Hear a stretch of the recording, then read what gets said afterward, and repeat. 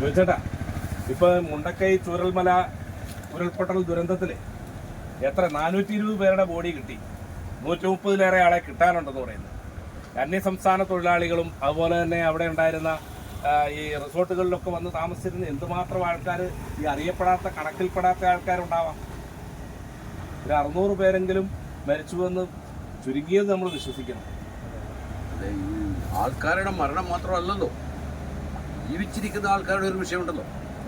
അതിനെ ജീവിച്ചിരിക്കുന്ന ആൾ, അവരുടെ സ്വത്തുക്കളും എല്ലാം നഷ്ടപ്പെട്ട്, വീട് മുഴുവൻ നഷ്ടപ്പെട്ട ഒരവസ്ഥയിലേക്ക് പോയില്ലേ? അല്ല, അതിനൊക്കെ പരിഹാരമുണ്ടല്ലോ. അതിപ്പം സംഘടനകളും മാധ്യമങ്ങളും കേന്ദ്ര സംസ്ഥാന സർക്കാരുകളും എല്ലാം ഒത്തുചേർന്ന് കുറേ പദ്ധതികൾ ആവിഷ്കരിച്ചിട്ടുണ്ട്. അതങ്ങനെയല്ലടോ, അത് നമ്മുടെ ഒരു സെറ്റപ്പ് അല്ലേ. നമ്മൾ എന്നാ വിചാരിച്ചു, നമ്മളൊരു കാര്യത്തിന് അങ്ങ് ഒതുങ്ങിക്കഴിഞ്ഞാണല്ലോ ഞങ്ങളത് വലിയ കാര്യമായിട്ട് അത് ചെയ്യും. അതൊക്കെയാണ് ഞങ്ങളുടെ യോജിപ്പ്. എടോ, നിങ്ങൾ ചുമ്മാ രാഷ്ട്രീയമൊന്നും അത് കുത്തിക്കലർത്തണ്ട. രാഷ്ട്രീയത്തിനപ്പുറം ഈ ഒരു ദുരിതമോ ഒക്കെ വന്നു കഴിഞ്ഞാലുണ്ടല്ലോ, മലയാളികൾ ഒറ്റക്കെട്ട് തന്നെയാണ്. അപ്പം അത് ദുരന്ത സ്ഥലത്ത് നമ്മൾ എല്ലാവരും ഒത്തുചേർന്ന് കൈമേയും മറഞ്ഞെന്ന് പ്രവർത്തിച്ചു. ഭക്ഷണം കൊടുക്കുന്നതിലും അല്ലെങ്കിൽ അവരെ സഹായിക്കുന്നതിലും വീടൊരുക്കുന്നതിലും ഒക്കെ ഉള്ള സഹായങ്ങളെല്ലാം വന്ന സാധനങ്ങളിപ്പം ഒരു 5 വർഷത്തേക്ക് അവർക്ക് ഉപയോഗിച്ചാൽ തീരെയല്ലാത്ത പോലെ സാധനങ്ങൾ അവിടെ എത്തി. കാശാണേലും അതുപോലെ തന്നെ വരുന്നുണ്ട്. മുഖ്യമന്ത്രിയുടെ ദുരിതാശ്വാസ ഫണ്ടിലേക്ക് വരുന്നുണ്ട്, വേറെ പിന്നെ മുസ്ലിം ലീഗിന്റെ വരുന്നുണ്ട്, ഓർത്തഡോക്സ് സഭയുടെ വരുന്നുണ്ട്, കത്തോലിക്ക സഭയുടെ വരുന്നുണ്ട്, ഒത്തിരി ഫിലോക്കാലിയ വരുന്നുണ്ട്. കുറേ സംഘടനകൾ, എത്രമാത്രം പദ്ധതികളാണ്. 100 വീടുകളൊക്കെ റിപ്പോർട്ടർ ചാനൽ 100 വീട് കൊടുക്കുന്നുണ്ട്, വീടിനുള്ള സ്ഥലം കൊടുക്കുന്നുണ്ട്. അതുപോലെ തന്നെ ഒരു ടൗൺഷിപ്പ് ഉണ്ടാക്കാൻ തീരുമാനിച്ചു. ഇതിന്റെയൊക്കെ കാരണം ഞങ്ങളുടെ ശക്തമായ ഇടപെടലാന്നേ. ഇതിനകത്ത് ഓശൻ പറഞ്ഞ ഒരു കാര്യം, വളരെ ഗൗരവമുള്ള ഒരു കാര്യം നമ്മൾ കാണണം. മലയാളിയുടെ ആ ഒരുമ, ജാതി മതം രാഷ്ട്രീയത്തിന് അതീതമായിട്ട് നമ്മൾ ഒത്തുചേരുകയാണ്. എല്ലാ രക്ഷാപ്രവർത്തനത്തിനും എല്ലാത്തിനും നമ്മൾ മലയാളികൾ ഒറ്റക്കെട്ടായിട്ട്. അതാണ് മലയാളിയുടെ ഒരു പ്രത്യേകത. അത് നമ്മൾ കാണാതിരിക്കാൻ പറ്റും. നമ്മുടെ ഈ ഒരു ചെറിയ കേസിന് ഇത്രയൊക്കെയാണെന്നൊരിത്, ആ മുല്ലപ്പെരിയാറെങ്ങാനും പൊട്ടിയാഴ്ച അവസ്ഥ ഒന്ന് ആലോചിച്ചു. അത് എത്ര വലുതായിരിക്കും.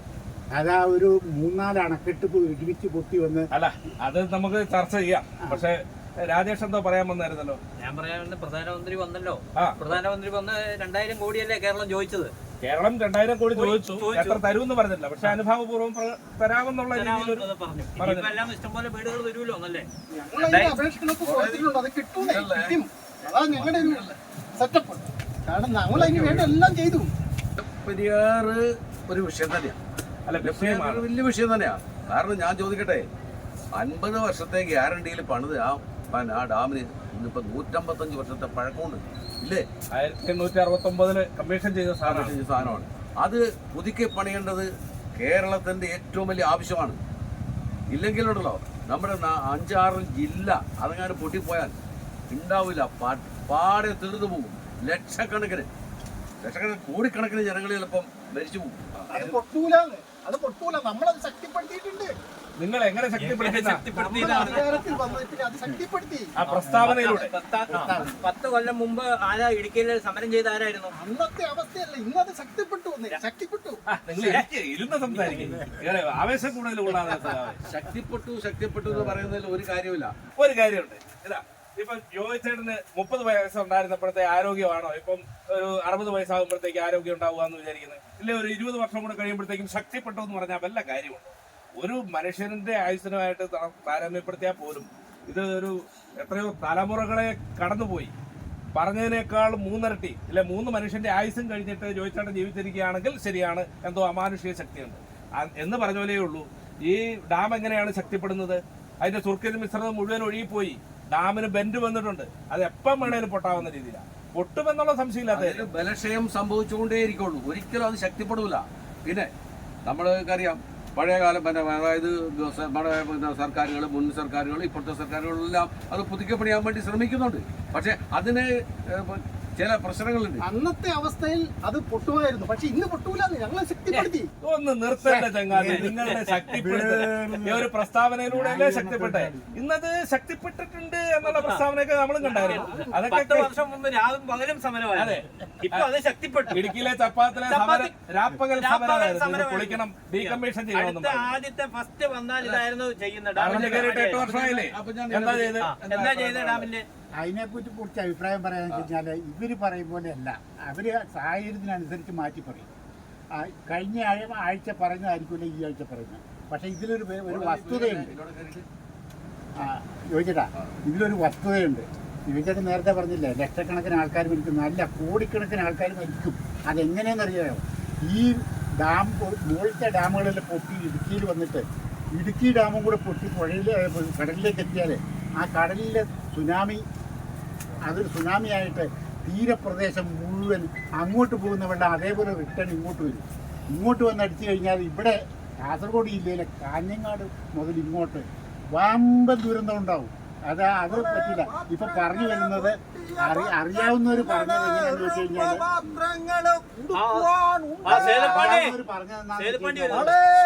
പാത്രങ്ങള് പൊട്ടിയ ബക്കറ്റുകള് ഇറുമ്പുകള് കൊടുക്കാനുണ്ടോ? സട്ടാ കൊടുക്കാനുണ്ടോ? സട്ടാ ഇരുമ്പ് പേസക്കൂടാതെ നമ്മ തമിഴ് മക്കൾ നമുക്ക് വീറിருக்கு. ഫ്രീ ആയിട്ട് കൊണ്ടുപോക്കോ. ഇപ്പൊ നമ്മള് കുടിച്ചിട്ട് കളഞ്ഞ കുട്ടികളാ. அந்த ஆளல்ல.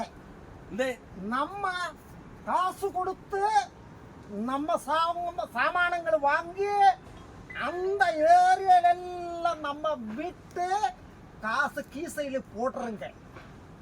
அதுக்கு என்ன இதுக்கு என்ன? இது நீங்க பார்த்தாச்சா? பார்த்தா எப்படி இருக்கு? நல்லா இருக்கா? இதெல்லாம் முடிஞ்சு போச்சு இல்லையா? இந்த இடம் முடிஞ்சு போச்சு. கேரளா நாடே முடிஞ்சு போச்சு. நம்ம பிளாஸ்டிக் எடுக்கும், பிளாஸ்டிக் கொடுக்கும், எல்லாமே செய்யும். இந்த இடத்துல வெள்ளம் போட்டுட்டா பிளாஸ்டிக் அங்கே எரியும். நீங்களே அங்கோட்டு எரிய ஒரு வேஸ்ட் பாக்ஸ் வச்சாலே நீங்களுக்கு അതിൽ പോടാ പ്ലാസ്റ്റിക് വേസ്റ്റ്. പഞ്ചായത്ത് വേണേ വെച്ചാ പോരെ? അത് இந்த இடம் എല്ലാം മോശമായിട്ട്. നിങ്ങളുടെ തമിഴ്നാട്ട് വലിയ ക്യാമാന്ന് തോന്നുന്നു. അല്ല, അതിനകത്ത് ഒരു കാര്യം ഞാൻ പറയാം. നമ്മുടെ മലയാളിക്ക് ഒരുപാട് വൃത്തിയൊക്കെ ഉണ്ട്. അവൻ രാവിലെ വൈകുന്നേരം 2 നേരം കുളിക്കും. പക്ഷെ വേറെ കാര്യമുണ്ട്, അവന്റെ വീട്ടിലെ വേസ്റ്റ് ഒന്നേ പുഴയില് അല്ലെ അടുത്തവന്റെ പറമ്പില് അങ്ങനെ ഒരു കുഴപ്പം കൂടി പാണ്ഡ്യ പറഞ്ഞത് സത്യമാണ്. ഇവിടെ മുഴുവൻ കുപ്പികളാണ്. നമ്മള് കുടിച്ചിട്ട് ഇവിടെ ഇടാൻ പാത്രമില്ല. പഞ്ചായത്താണെങ്കിലും ഇവിടെ വേസ്റ്റ് ബിൻ വെച്ചിട്ടില്ല. അപ്പൊ ഞങ്ങളാണോ വീട്ടിൽ നിന്ന് കൊണ്ടുവരണ്ടേ? അതല്ലല്ലോ. കുപ്പി വേണ്ടവാ அந்த ஆள் அல்ல. நம்ம இந்த நல்ல வீட்டுக்கு போகும். அந்த வீட்டிലുള്ള வேஸ்ட் எல்லாம் நம்ம சாக்கில போட்டு நம்ம நாட்டுல கச்சோடம் பண்ணுவேன். அதாவது பெரிய முதலாளி. நாம எல்லாம் பெரிய பெரிய முதலாளி.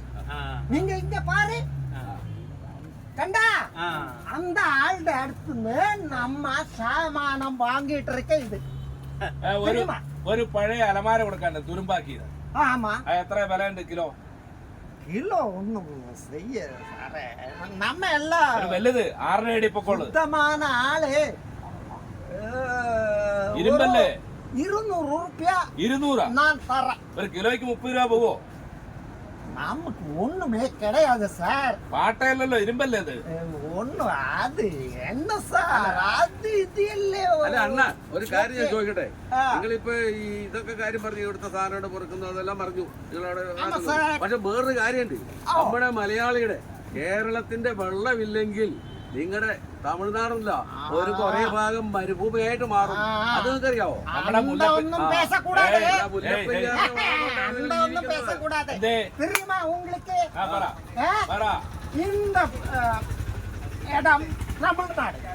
ஆ இடத்துக்கு பச்சைக்கறி, முட்டை, இந்த பால் இல்லையா, எருமை அந்த எல்லாம் ഈ കേരളത്തിക്ക് കൊണ്ടുവന്നിട്ട് നമ്മ മക്കളുടെ சாமானங்கள் எல்லாம் நீங்க சாப்பிடும்.